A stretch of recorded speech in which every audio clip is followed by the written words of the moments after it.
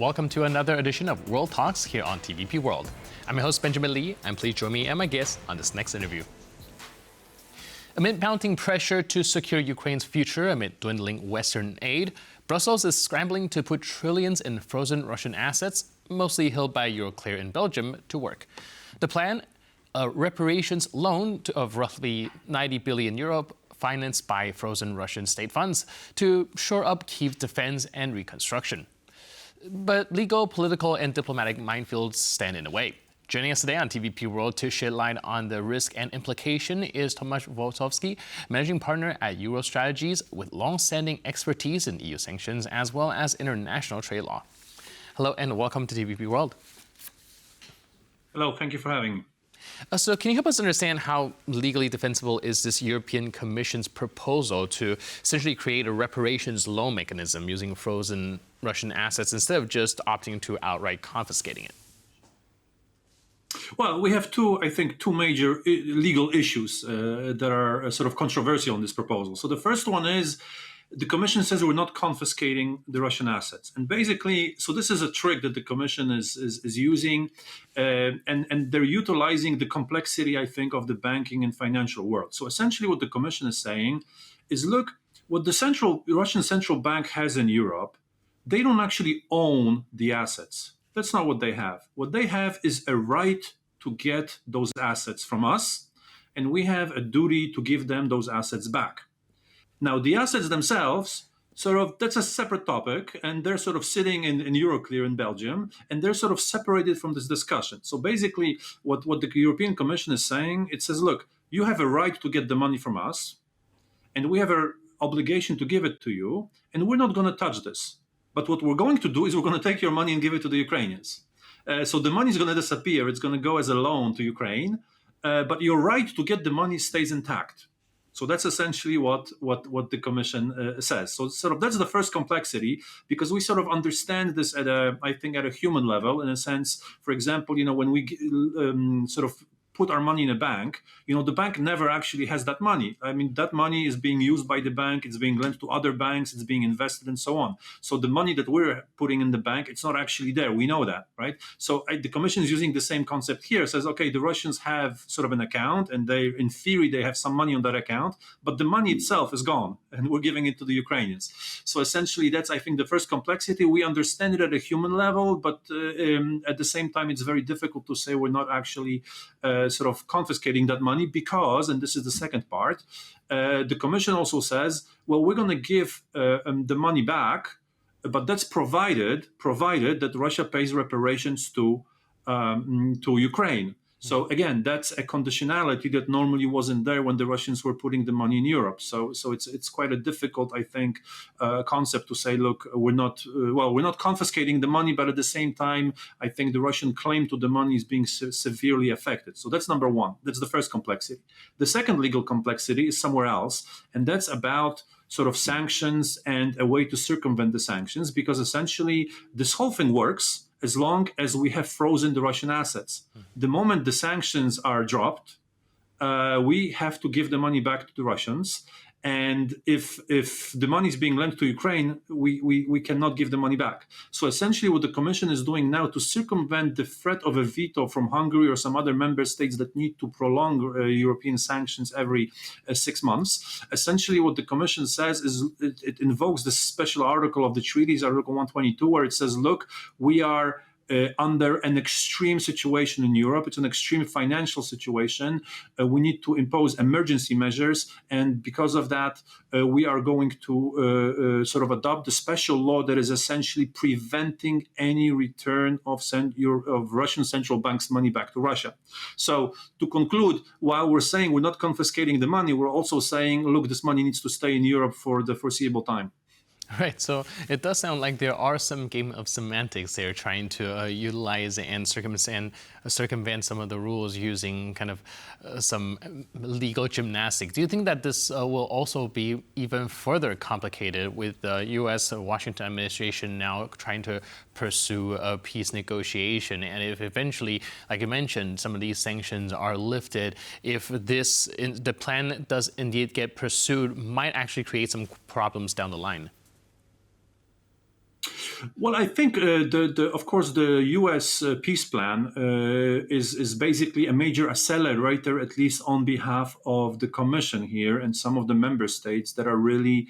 I'm looking for the right word, but I think the word outraged would be the right word. I mean, there is basically an outrage in Europe and in Brussels in particular that the U.S. government, together with Russia, has decided how to use up the frozen assets that are frozen in Europe. So that element of the peace plan has definitely accelerated the plans and the talks in Brussels here to accelerate the sort of this plan of using Russian frozen assets for the loan, because I think there's an understanding that we can still do something today and maybe tomorrow and maybe in a week, but once the peace plan is there, we might be facing a situation where it's not going to be politically sort of feasible. So that's sort of the first point. Now, the second point, of course, Americans are going to utilize and impose, exert pressure on some member states to ensure that their sort of interest in this money is met somehow.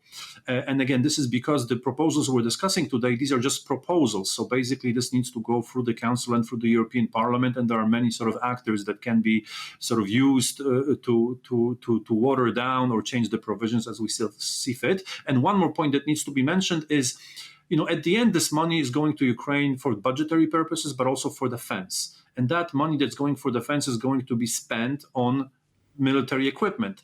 And I think the European Commission is putting an olive branch to the proposal because essentially it's allowing Ukraine to buy non-European weapons with the money we're going to provide through this facility, as long as the country that's providing the weapons is supporting Ukraine. And of course, one of the major supporters so far still of Ukraine is the United States. So essentially we're taking the money, but we're also allowing Ukraine to spend the money on US equipment. All right, perhaps this is one way to appease the Washington administration to help get things going.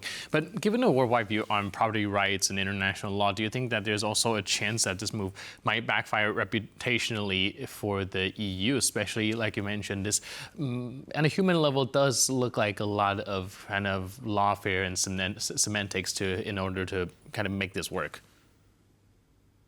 Well, absolutely, Ben. I mean, this is clearly, I think, the main concern, and this has been the main concern of a lot of institutions that are predominantly sort of focused on the stability of the euro and on sort of Europe and the euro being looked at as a sort of stable place to invest. However, that needs to be weighed against a couple of other objectives, and I think the main objective, if you read the proposals very carefully, the Commission is essentially saying, "Look, we're at war. I mean, whether you like it or not, we are at war. And we need to impose these extraordinary measures to be able to ensure that we can sustain economically this war that's coming." The Commission has basically very clearly delineated that the situation is changing in 2025, which is very important, because until recently, we were sort of trying to stay out of it. But now the Commission says, look, we are facing hybrid warfare in Europe. We're facing cyber attacks. We're facing drones over European cities. This is part of this massive war operation that the Russians are waging on us. So I think the concerns about the sort of the legal certainty about the euro as a global reserve currency, they're being slowly pushed to the side in view of the much bigger concern is that we are facing some major challenges in the next few years. And the second part, I think, which is also important, is that the Commission is basically invoking sort of customary international law. And in these proposals, the Commission makes it very clear that it believes that Russia is sort of liable to pay the reparations to Ukraine. So in essence, the Commission is saying, look, this money should be paid to Ukraine anyway under customary international law. Right, you pointed out a very important point as well. We're seeing an escalation in the conflict, and essentially we are at a state of war. But with that taken in mind, how realistic is a threat from Russia? The warnings of retaliation if the utilization of these frozen assets might trigger broader geopolitical consequences?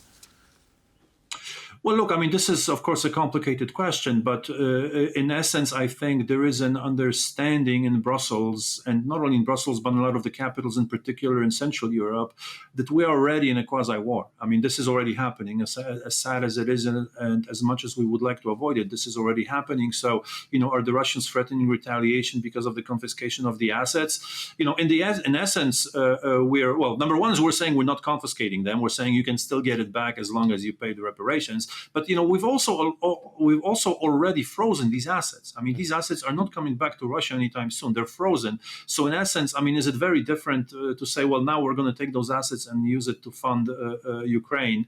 But one way or another, I think Russia is resigned to the fact that these assets are not coming back. It was hoping to use it, to drive a wedge between Europe and the United States, as we've seen in the 28-point peace plan. But essentially, I think there is a realization that this is where things are going. All right, last but not least, here's a curveball, a difficult one for you. From a strategic and risk advisory perspective, if you were to give these EU policymakers some suggestion about drafting a legally safe version of this proposal, how would you go about it? But I would give advice to whom? Well, the EU policymakers about drafting this whole proposal. I think, to be honest, look, the Commission has, for all the complaints about this proposal, I think the Commission has excellent lawyers, and the legal services is very very smart. So, the proposal they came up with, I think, is as best as they could. I mean, if they want to use the money, the separation between the assets themselves and the right for the assets, I think that's legally the best thing they could do. And also relying on international customary law is the best they could do. Sometimes the facts, they just don't fit the law very neatly. So you try to squeeze the facts into the law that you have, and I think the Commission has done that as much as they could. If you want to use the money, I think this is the way to do it. There's probably no other way to do it, except for outright confiscation, which is also probably a way to do it, to say openly, look, we are confiscating this money, and if you don't like it, sue us. Brilliant. Thank you so much for helping us unravel this very complicated issue. Really appreciate it, and thanks for being with us on TVP World. Thank you. Take care. Cheers.